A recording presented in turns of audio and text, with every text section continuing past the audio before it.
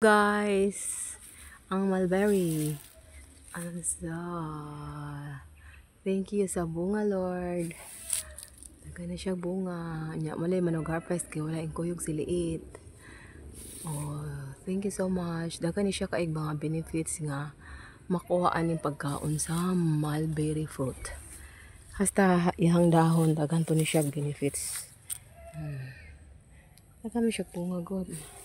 Kani siya maupay pag ang color niya kay green pa kay maupay pag tubo. Ano siya sa green pa.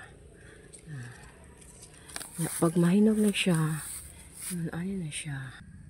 I flex my silly guys kay tulo ka bukyang color. Red, medyo brown, medyo green. Yan color, tulo ka color. Yun kani naman duha iyang bunga mahaba o bilog. Mag-sisters ni sila. Tapos kani siya naman mga taas. Kasi nga na ni ay tag-ason ba? Ayan yung mga bunga. Abundant kay naaman siya daan ni gibutang. Ito limpihan kay para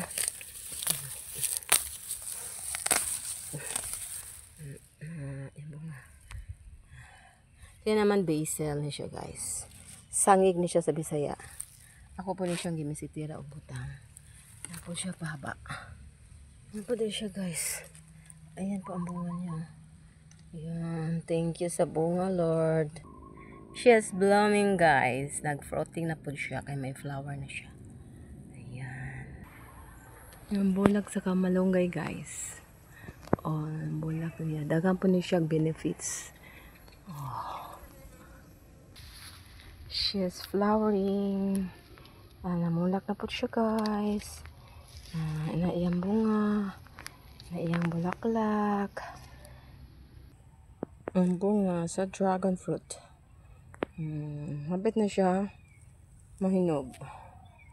Mabit na siya ma-harvest. Mura niya siya og violet ang panit dayon. Puti ang unod. Bag-o na siyang variety nga tanom. Surprise! Namunga siya. Okay. Nakakasya kay namunga na ang iyang punuan. Oh. Nagpauso si George. Masyak nila malanta kay na may bunga ang gibutang dili gisabit pa jud. Namo na iyang punuan. Lain na ron mao na ni uso ang punuan kahoy pero ang bunga saging.